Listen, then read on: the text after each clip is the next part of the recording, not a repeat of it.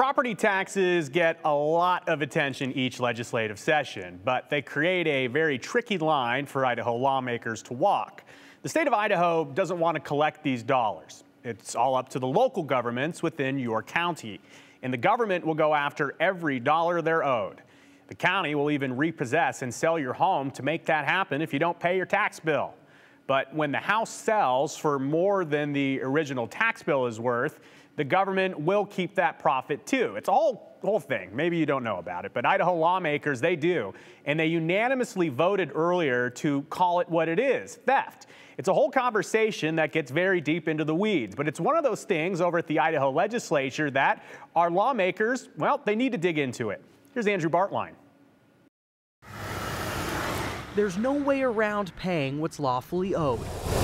For property taxes. And no one's in the business of collection, quite like the government. They're legally allowed to foreclose because you owe them a debt. But that creates a slippery slope when the property value far exceeds the debt. Home equity theft. Maddie Clark's followed this for a year. So they're allowed to profit off foreclosing. This made it all the way to the U.S. Supreme Court, where they had a unanimous decision to say this is unconstitutional. They're taking more than what they're owed, and it's excessive. But some states still need to clean up their books. And that got my attention. Representative Jeff Ayler's day job lined up perfectly. I dive into tax policy and get into numbers, and so this thing is right up my alley. It really just feels like an overreach on government power.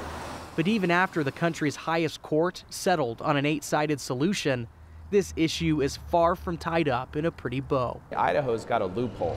Instead of a sale, an Idaho government can repossess a home and transfer it to another agency. And so they never have to repay the excess equity. Idaho's not the only state with these loose laws. And outside our borders, the system's shown to be ripe for abuse. One of the things that really got me worked up is some of these states and some of these cities do this so much that they actually put a budget item for this type of taking, and they rely on that as revenue to the government. The U.S. Supreme Court summarized the modern era problem with biblical pause. Render unto Caesar's what is Caesar's. And no more. A fancy way to say, time to level the playing field. I'm trying to think of an exception to this or anywhere in the private business world that somebody could get away with this and without being the government, and I can't think of one right now.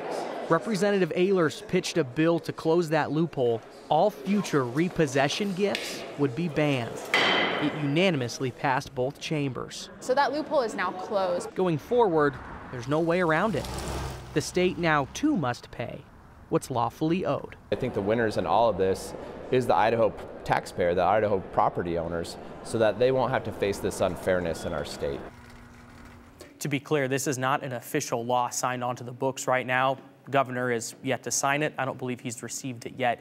In the event of something very unexpected, though, the legislature is in a position to override a veto with unanimous support. Joe, sometimes we see votes change. If something were to get vetoed, something real weird would have to happen. This is in place to be law. It's interesting, too, because it's one of those intricate situations where this is a very specific situation, and unless you find yourself in it, you probably would know nothing about it. Yeah, and they say because it gets transferred to another agency, if something like this is happening, it would be difficult for them to track. The Mountain States Policy Center says they've looked and tried to find it.